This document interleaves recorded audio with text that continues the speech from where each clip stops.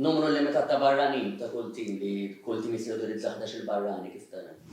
Le fimni jiena għalija mill-ġdid hemmhekk m'hemmx pożizzjoni waħda għadu min-naħa tal-klabs tal-Premier League.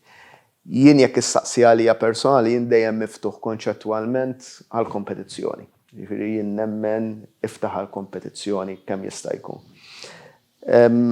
Nifhem u din mhijiex problema li għandna aħna biss, imma hija challenge li għandu kull lig illi meta niġu mbagħad għat-tim nazzjonali jkun hemm min jgħidlek ma trid tipproteġi lil Maltin, kien għalija hemm formuli li jistgħu jintużaw u li għandhom jintużaw biex inti mhux tagħti protezzjoni, il-kelma ta' protezzjoni ma tantx toġobni, imma li tagħti inċentiv biex ikun hemm kemm jista' jkun players Malti li jingħataw iċ-ċans. Jien għalija dejjem nibbaża f'din ideali fuq il-kapaċità. Irrelevanti jekk min jkunx barrani mill-Unjoni Ewropea, homegrown jew le, Malti jew le.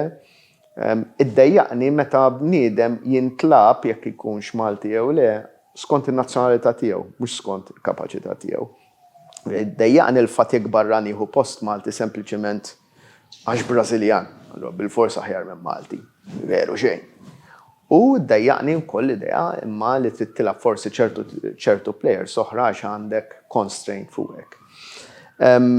Nemmen li parti mis-soluzzjoni hija wkoll illi ninċentivaw kemm nistgħu lil Maltin li jmorru jilagħbu barra. Jekk itħares anke lejn it-tazza tad-dinja, tkun tista' tara li l-iktar timijiet successful huma dawk it-timijiet mhux li jżommu xi constraints fil-leagues tagħhom, kemm tista' tilgħab barranin fil-leagues tagħhom, li għandhom ħafna minn players tagħhom jilagħbu f'leagues oħra, f'leagues kompetittivi. Ġifieri dejjem tinċentiva lil players jmorru barra. Illum il-ġurnata ma tantx hemm minn dak l-inċentiv. Naħseb li jista' jkun hemm inċentivi fiskali, jista' jkun hemm għajnuna anke ta' koordinazzjoni biex iż-żgħażagħ tagħna jmorru jaħdmu u jgħixu u jilagħbu barra anke għaliex inti m'intix ħatmur fil-Premier League Ingliż jew fis-Serie A mal-ewwel jalla naslu hekk. Ħafna mill-leagues li ħatmur fihom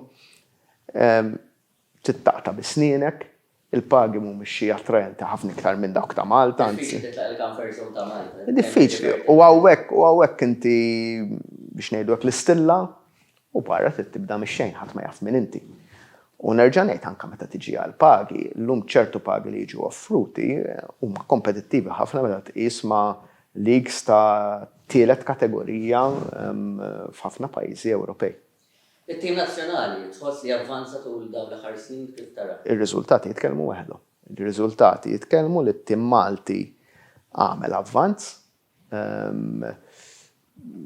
tiela crop ta' players illi huwa interessanti, imma hemm ukoll il-problema li f'ċertu pożizzjonijiet la darba jgħaddu ċertu players ma jibqgħux disponibbli għat-tim nazzjonali ħajkun hemm vejkum.